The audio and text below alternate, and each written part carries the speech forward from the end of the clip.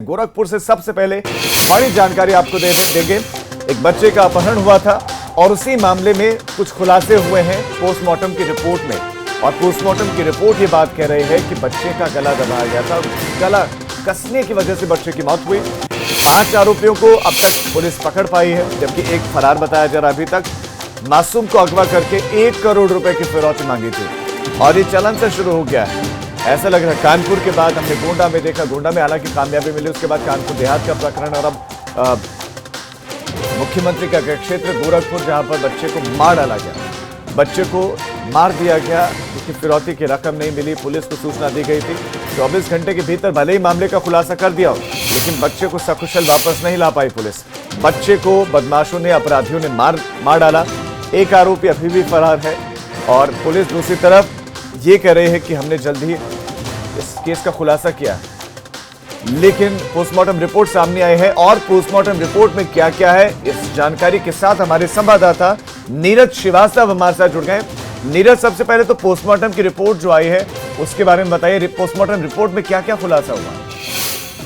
देखिए, अभी हमारी एसओ से बात हो रही थी पिपराइच के, और उन्होंने साफ बताया है कि जो कल एसएसपी ने बयान दिया था कि गला कसने के निशान है गले पे, और पोस्टमार्टम रिपोर्ट में भी गला कसने से ही मौत की पुष्टि हो रही है।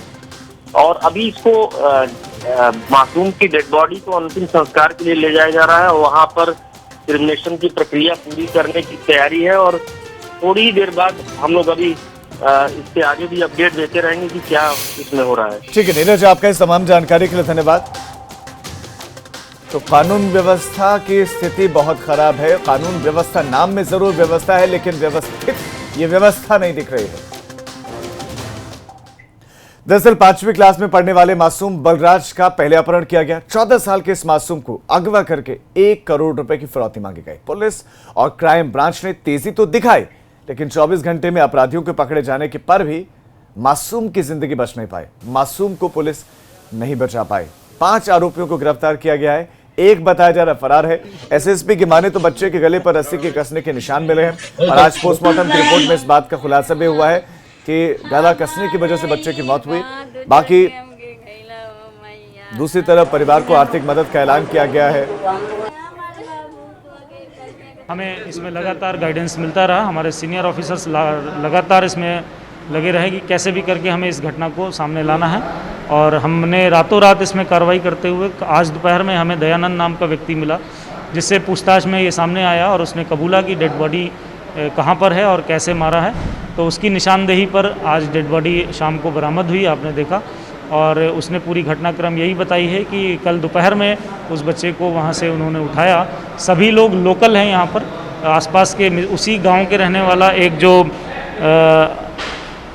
निखिल भारती नाम का लड़का है, वो उसी के साथ रहता है, उसके साथ में ही इसको उठाया गया।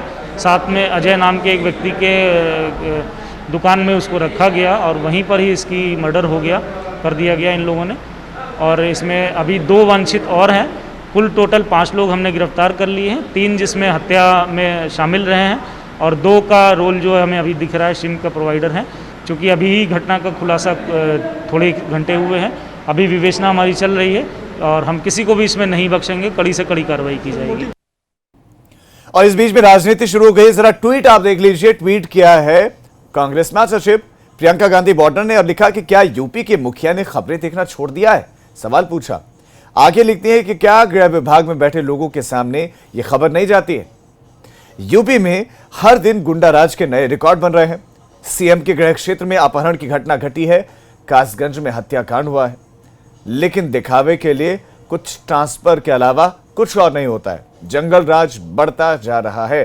ट्वीट किए हैं प्रियंका गांधी बॉर्डर ने और ट्वीट करके उन्होंने गोरखपुर की इस घटना और कासगंज में घटित घटना का जिक्र करता उल्लेख करते हुए लिखा कि क्या यूपी के मुखिया ने खबरें देखना छोड़ दिया है। आप देखिए, 26 जुलाई को दोपहर में 14 साल के मासूम बलराज का अपहरण हुआ। अगवा करने के बाद अपहरण के लिए अपहरणकर्ताओं ने फिरौती मांगी 1 करोड़ रुपए की। खबर मिलते ही पुलिस और क्राइम ब्रांच ने जांच शुरू कर दी। खबर मिलते ही जांच शुरू की गई। पकड़े जाने के डर से मासूम को बेहोश किया गया, उसके बाद उसका मर्डर कर दिया गया, मार दिया गया उसको।